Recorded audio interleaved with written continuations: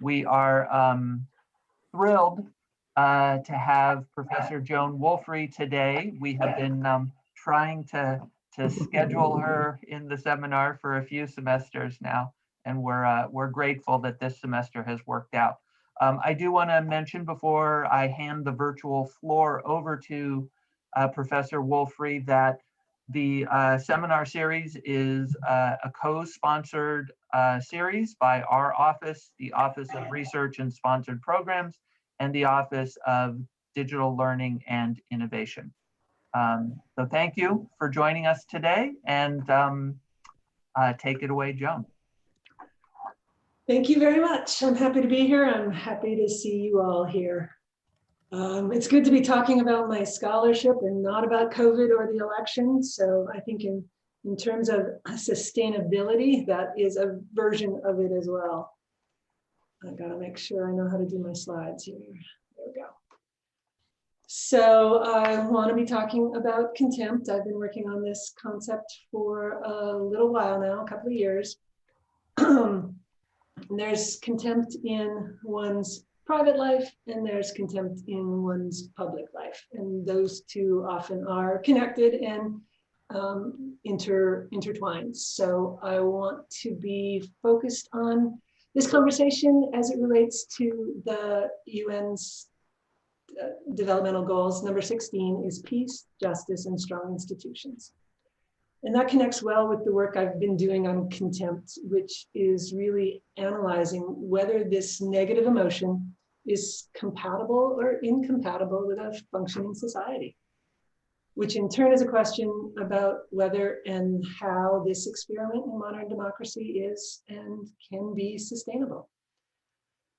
I have great interest in this topic, and it started with the publication of article in the Times right after the last inauguration, presidential inauguration.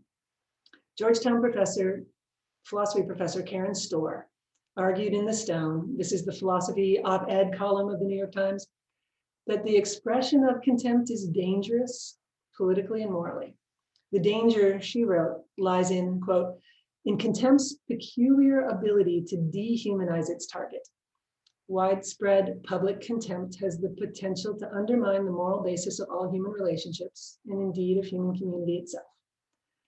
I've been working on the notion of hope, but this article turned my attention directly to the notion of contempt, and I've been doing that since 2017. So in the psychological literature, there's a triad of negative emotions called CAD, contempt, anger, and disgust. And there's discussion of how these emotions must have developed for good evolutionary reasons. We certainly seem to think that these emotions are connected to some sort of maintenance, the need for the maintenance of social norms, most likely.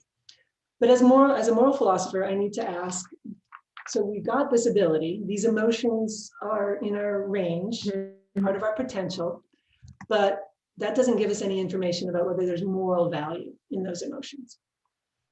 And if there is any moral value, we still need to know under what circumstances, what criteria would justify the use of contempt as an emotion. As you're well aware, we see contempt everywhere these days. Obviously, it's in the public realm. The polarization and divisiveness of this political moment is kind of scary. According to those who study such things, we are more polarized as a society since any time since the Civil War. And it's in our private lives too. Contempt for one's partner, for instance, happens to be the #1 indicator of whether or not you're going to get divorced if you're married. According to the Gottman Institute, which is a think tank in Seattle devoted to the study of intimate relations. So Karen Storr talks about this category of contempt in terms that scholars call globalist. So globalist contempt is contempt that compels one to dismiss or withdraw from an entire person. There's something called localized contempt, where you might be contemptuous of one characteristic of a person, but still be able to embrace them in other ways. Say I have a friend who, despite all his best attempts, is a heroin addict, but he's a really sweet person and I love him for all the other characteristics that he has. I might be contemptuous of his heroin addiction, but still embrace him as a person. So if I'm a globalist in terms of my contempt, I dismiss, I withdraw. If I'm disengaging or withdrawing from another, I'm basically saying they're not worthy to be in my community. If I'm designating them as unworthy of membership in my moral community, I think there's a danger to that. Immanuel Kant talks about our need to be respectful of all rational creatures. So in Kantian terms, we'd be failing to live up to our moral obligation to respect all persons if we were contemptuous of them in this globalist way. So this kind of globalized contempt seems very troubling to me. I'm going to focus on interpersonal globalist contempt. I want us to note that it's equally important from the UN Sustainability Goals perspective that we can talk about the impact of contempt on institutions as well. There's contempt for the rule of law. There can be contempt for political parties or the political process. We might have contempt for science. All of those kinds of contempt have relevance to whether or not we're going to be able to maintain our institutions, our social institutions, whether we're going to be healthy as a society. So let's do some definitions before I go on. In terms of interpersonal globalist contempt, the flaws or deficits observed in the one held in contempt are presumed to be so grievous that the entire person is dismissed, as I've said, regardless of any redeeming qualities that they might otherwise be perceived to have. Well, as I said, one is compelled to withdraw completely from the proximity of that person. And if physical withdrawal is impossible, emotional or cognitive withdrawal will still likely be inevitable. If you're in a relationship with someone you're contemptuous of and you can't yet leave, emotional withdrawal would inevitably be the case. So for a quick working definition of contempt, we need at least 3 elements. So we're going to have an attitude towards someone, an affective stance, if you will, a feeling that you have about this person. And that feeling is going to be negative. You're going to have an evaluation of that person that presumes superiority on your side and inferiority on their side in some moral sense. This feature of contempt also implies that it would be impossible for you to imagine having the same flaws yourself if you're feeling this kind of negative contempt for another. And thirdly, there's the desire for distance from the object of contempt, which I've already said. So contempt, anger, and disgust are distinguishable from each other in ways that are important for our conversation. So contempt differs from anger because anger is an emotion that compels us toward another. If we're angry at someone, we want to confront them, we want to seek justice from them. We want them to know that we feel that we've been treated poorly or whatever. Contempt differs from disgust because disgust is an emotion that motivates a physical withdrawal, but it doesn't tell us anything about what to do about cognitive or emotional withdrawal. It's just a physical reaction. It doesn't imply any comparative or hierarchical associations that we find with contempt. Contempt may be generated by presumptions of status or privilege, and it can be fitting for its target or unfitting. If it's fitting for its target, we'll call that apt contempt. And for contempt to be apt, I have to be able to offer rational justification. I have to be able to argue that there's worth in this attitude. If I think it's fitting, if I think it's apt, I have to be able to explain myself and you have to be able to understand what reasoning I'm using. So the main question in this paper is whether apt contempt can be morally justifiable. And I want to reiterate, it's problematic for the reasons Storr suggests, in that it undermines the potential for our human relationships. It appears to dehumanize the one held in contempt. We're withdrawing respect, we're withdrawing recognition, we're withdrawing acceptance from within the moral community. And this eliminates the possibility for, amongst other things, forgiveness, potentially. There's a philosopher named Thomas Hill who talks about the incompatibility of contempt for one's moral community, specifically because it disallows the opportunity to make it right, to make amends, to be seen as someone who is now changed and is better than they were. So if we're withdrawing physically, emotionally, and cognitively, we're not giving the other person any opportunity to repair or make amends. So several scholars talk about the moral value of apt contempt. There's a good bit of literature on negative emotions and their moral worth in general. And contempt has been less studied than the others, but has seen a lot of attention lately. McAllister Bell is a philosopher who summarizes the moral appropriateness, which she sees as the moral value of contempt.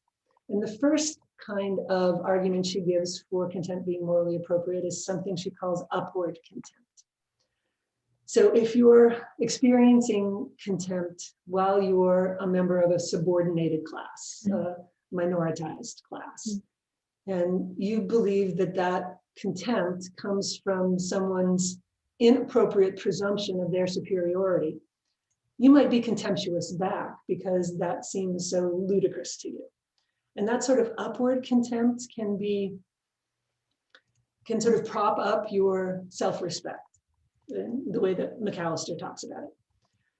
I'm going to use a figure, Anna Julia Cooper, a little bit later too, but I think she demonstrates well the moral superiority of a minoritized individual. Anna Julia Cooper is a thinker from the late 19th, early 20th century. She's an example of early Black feminist thought, and she has a book called A Voice from the South, where she describes in great detail what it was like in post-Civil War era, the Reconstruction era, to live as a Black woman, as a fairly well-off Black woman, yet in a society that was extremely contemptuous of her. And she embodies this notion of upward contempt when she describes the mistreatment and disrespect she experiences from a white conductor as she travels on trains throughout America. She'll watch as passenger after passenger gets helped off the train by the white conductor. Lady after, she calls them American. If they're white women, they're American women. American woman after American woman is helped off the train, is given great respect, is treated with the utmost chivalry. And then she comes to the door of the train car and the conductor folds his hands, gives her this contemptuous look, and turns his back on her. And so she's got the right at that moment to have upward contempt, upward in terms of racial hierarchies, but certainly she's got the upper hand in understanding of the importance of respect and her own understanding of her own moral superiority. So secondly, McAllister Bell talks about epistemological import. So contempt is an emotion. What kind of knowledge can be gleaned from our feelings? So the idea is that emotions can lead us to knowledge. Emotions won't necessarily contain knowledge, but they sort of nudge us in the direction of experiencing the world slightly differently, or even more than slightly differently. So she talks about someone whose angry but powerless responses to injustice over time create no change in circumstance. So I'm being mistreated, and I'm being mistreated on a regular basis. And I'm continuously angry about that. Because of my status, I can't do anything about it. If these circumstances repeat themselves frequently enough, my experience of anger might grow into contempt. And at that point, I might have learned something about my circumstances that I hadn't fully become aware of until then. Bell suggests that feelings of contempt for sexist people or sexist institutions can, quote, give women knowledge of the cost of oppression unavailable to the subordinating class. So I'm experiencing this mistreatment and I'm physically reacting to that, emotionally reacting to that. And if I study that reaction, I will gain knowledge about those circumstances. Bell talks about it in terms of sexism. There's certainly ways to think about this in terms of racial injustice as well. So there's direct epistemological knowledge leading to knowledge about self. I now understand my circumstances as being inappropriate and being mistreated unfairly because of my lower status. But it can also involve acquiring knowledge of more general circumstances, of more general systemic injustice. Acquiring knowledge about the status of women, for instance, or BIPOC people, because we're seeing that our contempt is not being heard by those in the subordinating class. If I see that you can't understand my feeling of injustice, that's going to give me more information about the lay of the land and society at large. So there's direct or indirect epistemological input. And then she talks about witness-bearing value. Since contempt targets the character flaws of a person rather than judging the specific actions of the person, contempt can shine a light on how being sexist or being racist is a character flaw irreducible to a particular set of actions. And thus I can be led to awareness that there's a larger or a deeper problem here. It's not just episodic instances of sexist actions, it's that these kinds of actions come from a person's character. So it can give me knowledge about the globalist aspect of certain kinds of contemptuous actions. And fourth, it can be motivating. So the picture on the left is Brigitte Bardot in a Godard movie called, in English, it's called Contempt.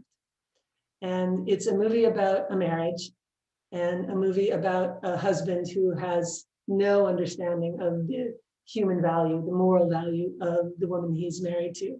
And she slowly but surely over the course of this film, because of his actions towards her, comes to understand that. And this contempt that she is feeling, when she finally understands that she's feeling, eventually motivates her to end the marriage. And the idea is if she didn't come to the place where she was actually contemptuous of her husband, she probably never would have left. Bell also talks about contempt as motivating the target of contempt. I don't have a specific slide for this, but she thinks the idea is that if the person who is the target of contempt actually pauses to study why the person is contemptuous, that might actually give you information about yourself. You can't help but see that the contempt is highlighting certain character flaws in yourself. And that might motivate someone to change. Because of some of the empirical literature that I've studied, I'm doubtful that this is a very common phenomenon. The literature suggests that more often than not, if one experiences someone else being contemptuous of you, the much more likely behavior on your part is to be contemptuous back. So just to summarize how far we've come here, it's argued that contempt can be a legitimate form of protest. It can be a way of gaining knowledge about the world, and it can be an important moral motivator from the perspective of those that believe contempt has moral value. In a longer version of this paper, I quibble with some of the details of these justifications, but in the interest of time, I'll just do this. I do see how someone trapped in an inegalitarian, troubled relationship, socially conditioned to repressed feelings of anger, would find contempt, a slow burning, seething, under the radar assessment of their partner, emotionally helpful in building towards eventual departure from that relationship. So I'm going to say tentatively that I can understand the moral value of that version of globalist contempt.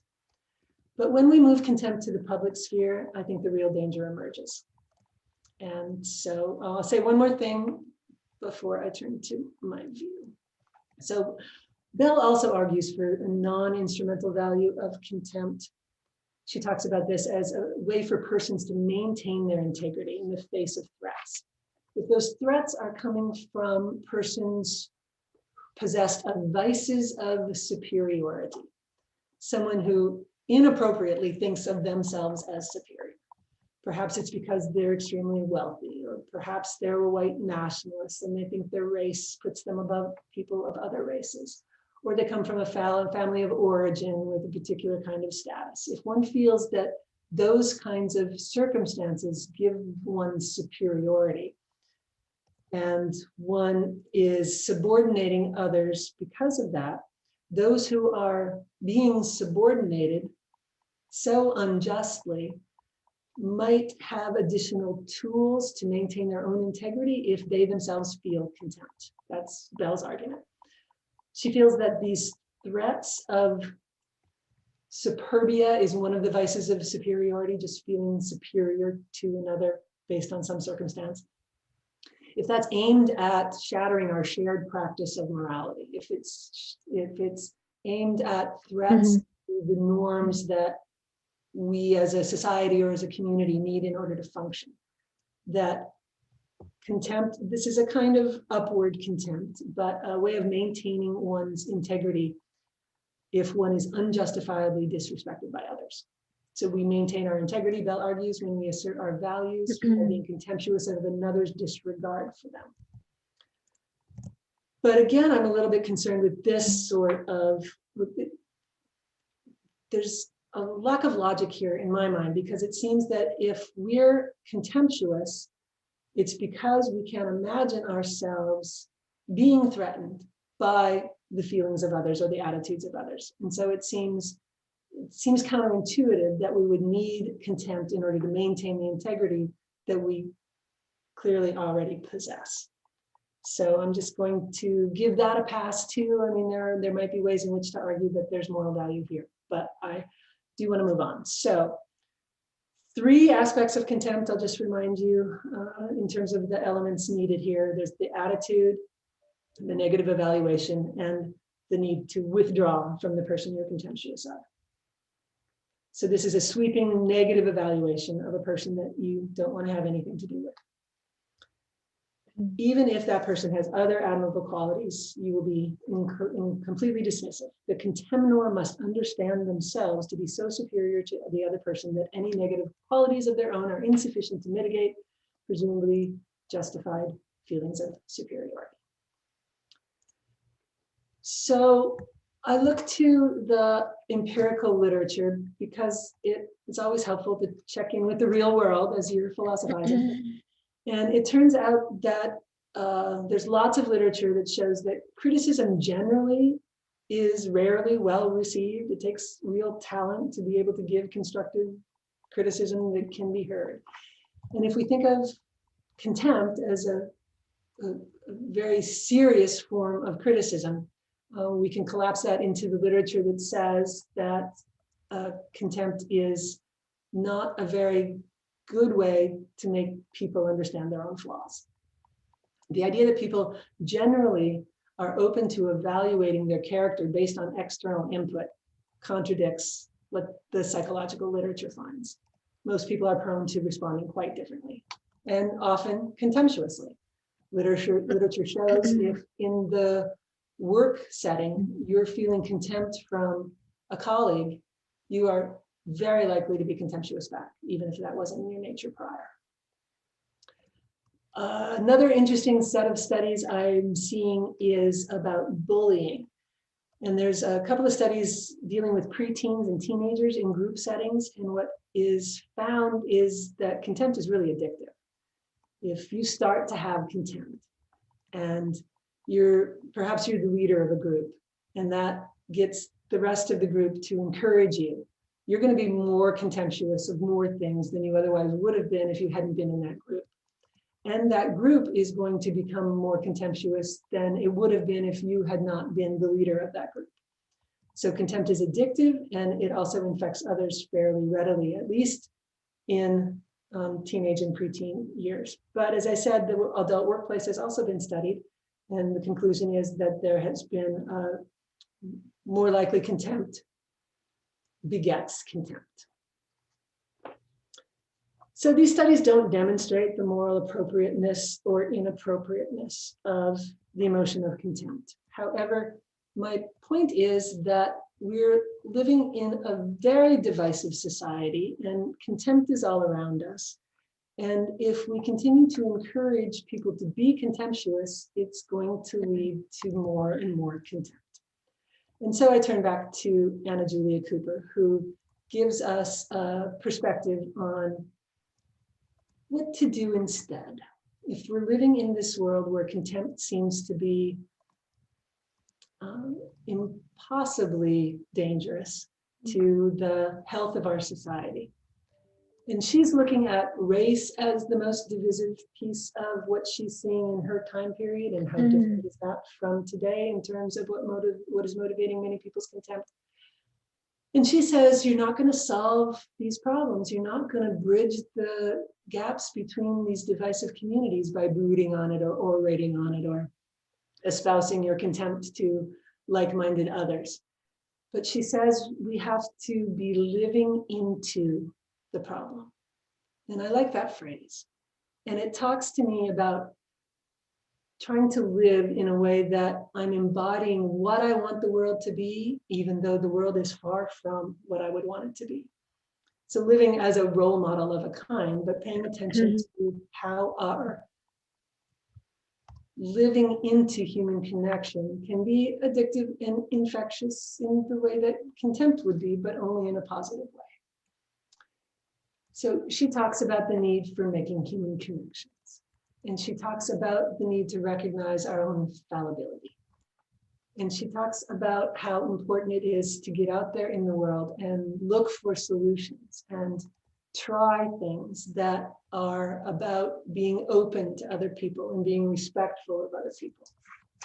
She talks about universal reciprocity, which is a phrase I connect with another philosopher of mine, a favorite of mine, Simone de Beauvoir, who talks about the need for mutual recognition. We have to recognize the humanity in the other.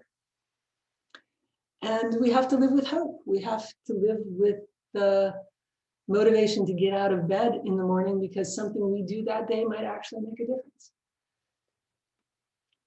And attending to helping people to retain their dignity, even if they're individuals that are vastly different for us in ideology or behavior.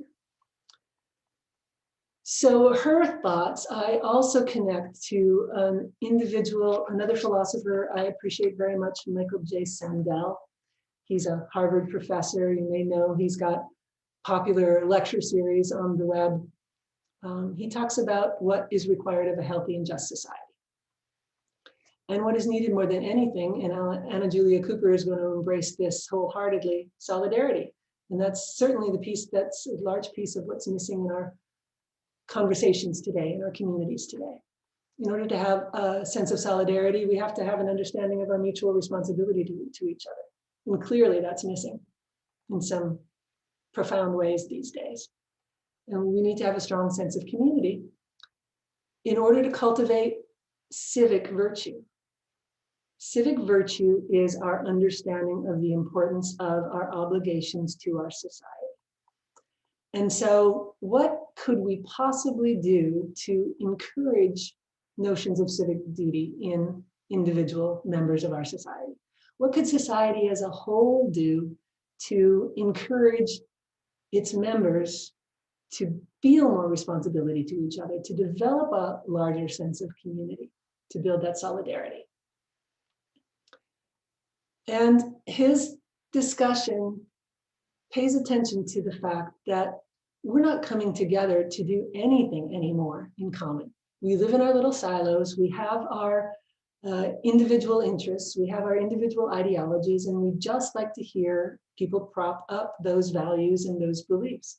And we're not crossing paths with people who are different from us as often as used to be the case. He notices that public education, for instance, was a place where long ago there was common material. We all got the same information. Not all of it was building a just society, but we shared commonalities in terms of the kinds of knowledge we were acquiring, and that is missing today. So here's a crazy idea. What if we put in place a congressional act that would mandate national service for everybody coming out of high school? You had to commit to 2 years of national service. We'd allow for exemptions for people with young families or people who are self-employed, but you would have to commit to doing something similar to what AmeriCorps does today. It would be, according to AmeriCorps, what they're doing is committing individuals to helping in communities, whether it's tutoring, whether it's building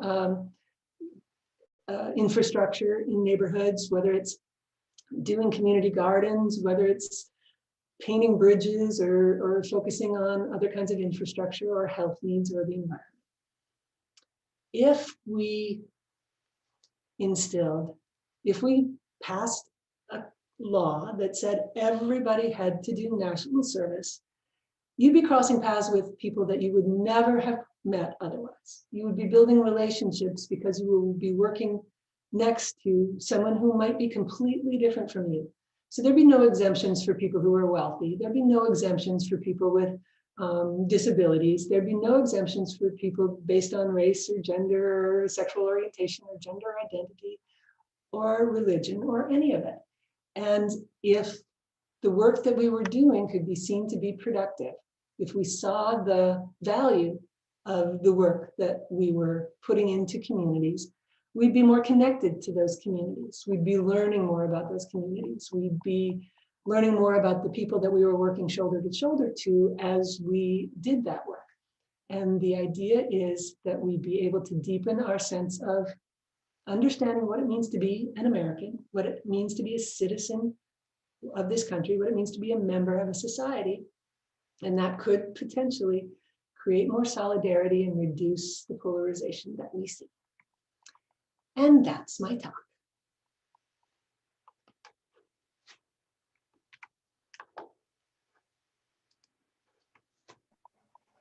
Thank you, Joan. Yes. Wow, there's a lot in there. I'm going to step back for a moment and let anyone else who has a question jump in. But I do have some questions. I'll jump in. I want you to keep going if you could on kind of your last idea there. How do we do that in an equitable fashion? When we look at, the college admission scandals of the very rich, and, they can get their students into any college they want to go to simply by paying money to someone. How would we set up something like this to truly be equitable? We've done it in the past. There's been conscription, for instance, for military service. It's very hard to get out of military service when it's not voluntary. It's true that some wealthy people managed. It's true that there were some exceptions to the rule, but lots more people were of different classes and different wealth statuses were in the Vietnam War than went to Iraq. Lots more diversity happened. So it would be a challenge, no doubt. But I don't want to hijack it, so I'll let other people jump in too, but do you think that the wealth disparity that's grown between the poor and the rich has made it a different bear than it was when we had conscription service? Very possibly, but if there's less, so maybe we'd have to change a few other kinds of laws, like how much political power money itself has in order for the law to get changed. But once we had the law, people would follow the rules or there would be consequences. And I do think that the wealth disparity is part of the problem and part of the way in which we continue to separate ourselves.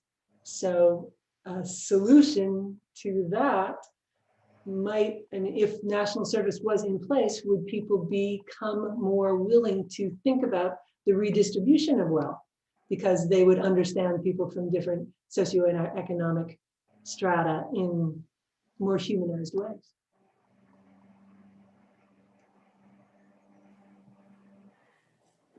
Well, so I've heard national service come up time and again, and I wonder, you don't hear about it in any of the political campaigns these days.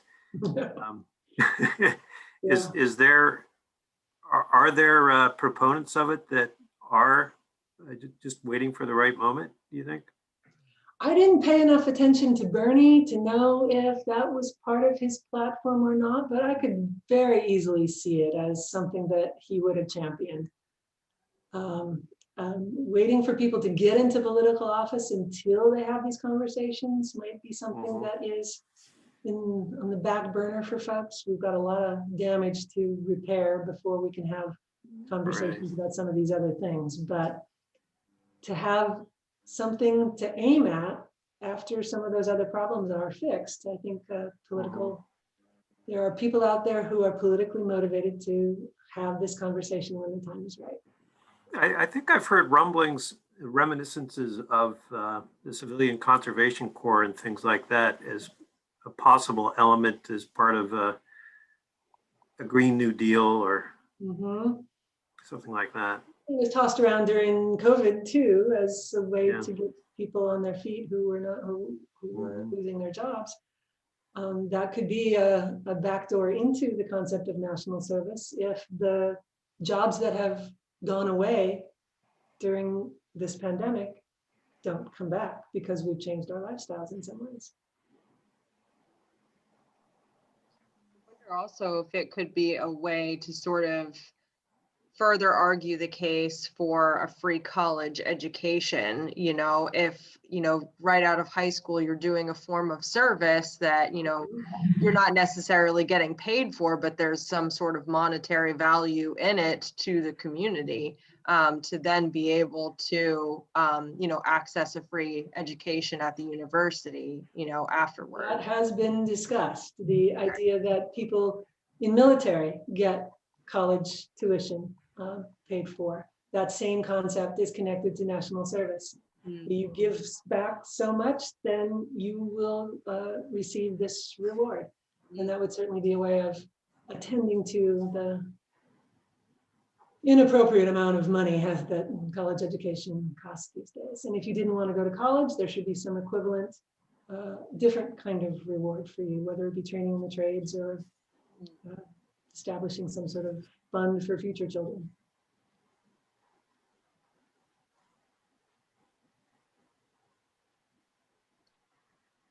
I wonder if there are both societal and individual benefits of an idea like this. And I think of my own experience having served in the Peace Corps for a couple of years, and I did meet people that I wouldn't have met, people geographically from all over the United States. There was some diversity of race and ethnicity and sexual orientation within, and coming out of college, there was a lot of value. But in the years since I finished up that service, I've had a personal sense of accomplishment for having done it that I think I imagine people who serve in the military service of one kind or another have as well. I also wonder if there might be a benefit to that type of service being more widespread, because at this point, we may have, in some ways, gone as far in the opposite direction from contempt with our at least publicly stated adulation for veterans and military service in a way that I think sometimes is a little bit unrealistic in the way we think about that. And to make it, to have it be a more widespread experience might create more of a sense of a realistic sense of what that means and is important for. The conversation that Michael Sandel has about national service comes out of what he sees as the injustice of how we staff our military. We're staffing it, so there's a certain socioeconomic status disparity amongst people who decide to join the military. But more than that, 80% of the people that volunteer for military service are from military service families already. So it's 0.1% of the population who think that military service is an important contribution. And it's because they were raised in that brand of patriotism, right? So if this was comprehensive across the board, that everybody did this, it's not military service for everybody, but it's some kind of service.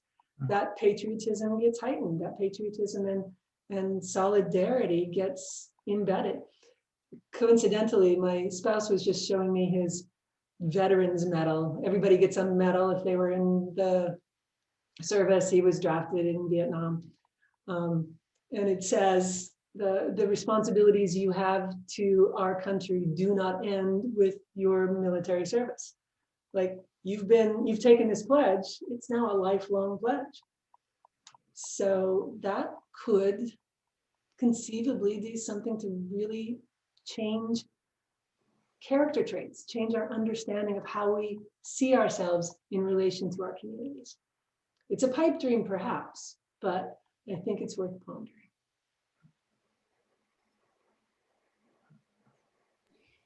Joan, I just have a couple of questions, I guess, for you. And I will say I had to jump out. I had a phone call that came in. So if I'm mentioning something that has already been covered, I do apologize. But well, first, I'm in the Center for Civic Engagement and Social Impact on campus. So this is, a topic that I do think about a lot. And even prior to coming to Westchester, it was something I had been working with pretty directly. And I will say that I definitely, it's refreshing to hear someone talk about this, because personally it's that idea of consciousness of one's community and how that can help not only the individual, but also our society.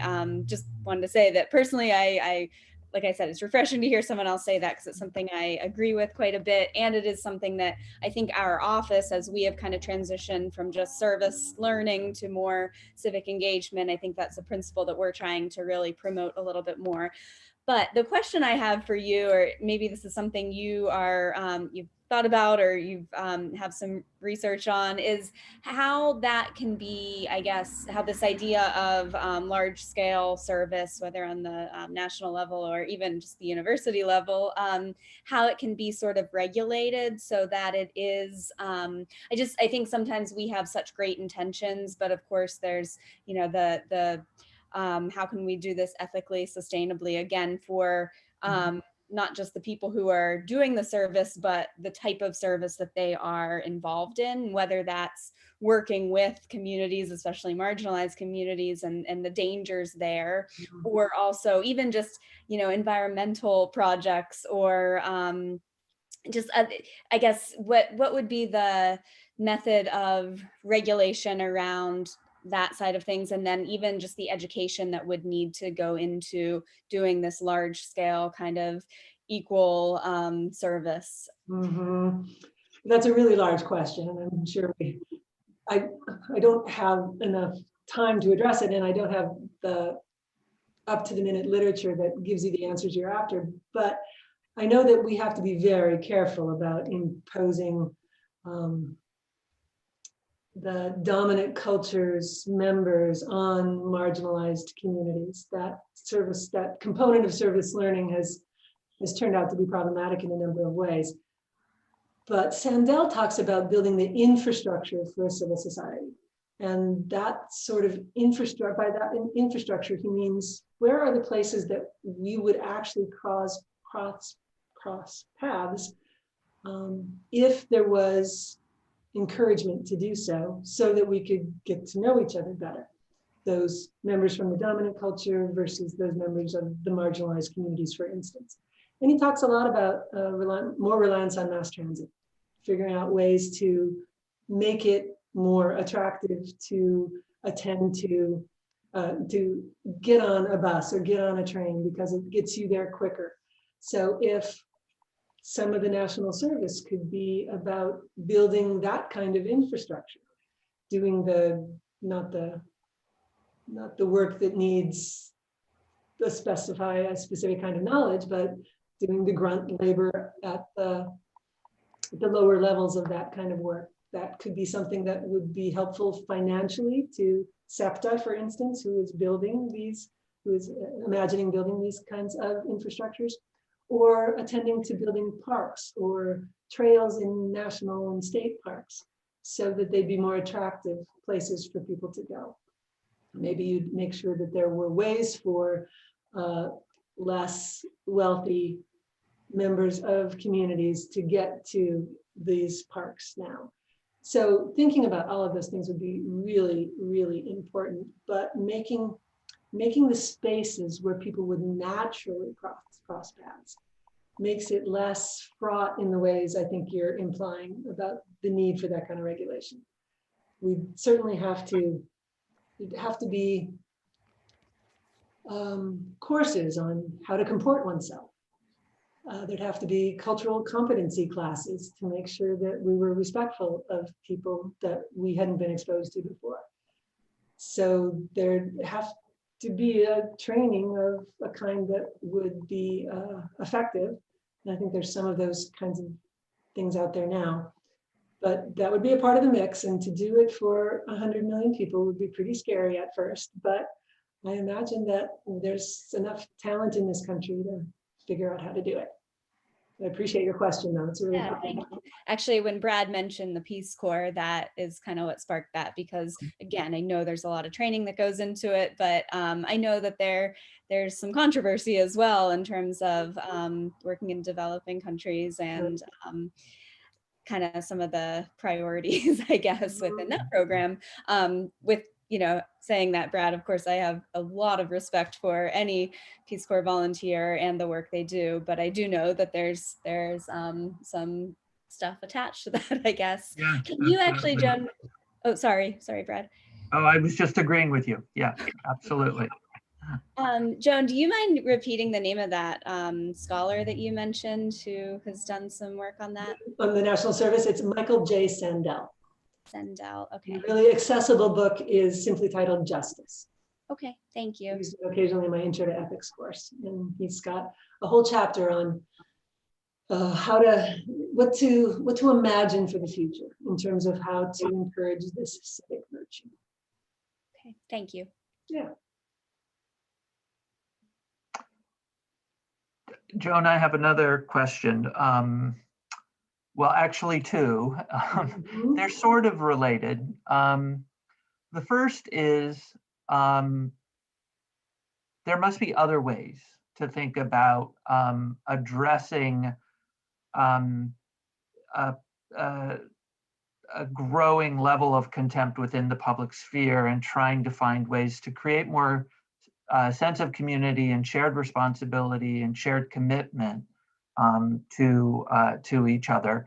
And I think about up until the Reagan administration, there was a fairness doctrine in in broadcasting. So television stations had to commit to a diversity of voices in a way that they don't anymore. A Fox News channel or an MSNBC channel would not have existed up until the ending of the fairness doctrine in our communication system. That is related, I think, in part to a growing commitment of both Republican and Democratic administrations to less and less regulation in our system of capitalism. And I wonder to what extent a capitalist system, economic system relates to this concept of contempt. Oh, it does indeed. Yes, absolutely. And if the wealth disparity grows correlative to the amount of contempt, which appears to be the case, those who are have-nots are getting worse and worse off, and those who have the ability to accumulate are accumulating more and more rapidly. The two distinct poles are where the contempt is growing the fiercest. So I think the wealth disparity is directly related, and I don't have the empirical research that says that specifically, but I can't help but believe that those are things that are absolutely in sync. And if the wealth disparity is coming out of the Reagan era in a really frightening way, when you look at the charts of how dramatically the wealth sprouts up for fewer and fewer people, that is a part of what needs to get fixed. And what what I'm thinking about national service is that some of that, there won't be a political will for changing those kinds of laws until we realize the impact of that wealth disparity on individuals who are less well off. So when I lived in Oregon in the 90s, there was this policy in place in the state legislature where every state legislator was matched up with someone living on food stamps. And they had to take a month every year to live on the amount of money that the person that they'd been matched up with was in terms of how they bought their groceries. And that was a rule in the state legislature. So having that experience can lead people to having a larger understanding of it's not people's fault if they're born into poverty. It's not about character when one doesn't have the resources to get the proper education or whatever. So yeah, that's good. That's a really important piece of this question for sure. I wonder also if the sort of contempt that we're dealing with currently in the country is even worse, because it seems that there are arguments made on both sides of the aisle that maybe both sides are feeling or understanding that they're having the upward contempt. I was watching a documentary called Hillbillies that took a look at the before Trump was elected, sort of the environment that people were in, and a lot of these West Virginians were sort of citing that a lot of the reasons why they were voting for Trump was that they felt a sort of contempt towards themselves as hillbillies, as uneducated, sort of, this like Southern white, and feeling that they were feeling some sort of contempt from the other political party, from the Democratic side, and that was sort of their reaction to that. Whereas on the other side of the aisle, I also feel like there is an argument made for this upward contempt, where it's like this white supremacy, against. So I feel like it's even worse because both sides feel that, perhaps they're the ones in the right and that they're the ones that are really understanding the situation and the social injustice, that you described in that upward contempt. So yeah, I just thought that was interesting. And it might be something that's just making the contempt all the worse right now. This is sort of tangentially addressing what you're raising. There's a lot of literature and business ethics scholarship about leadership ethics. And it is simply the case that leaders will communicate their values down through the hierarchy, right? And so if you have people at the top who are contemptuous, that means that more and more people are given permission to be contemptuous. If you have different leaders encouraging other kinds of values, that can also have the reverse effect. So if people were feeling that leaders were hearing them, they wouldn't be so quick to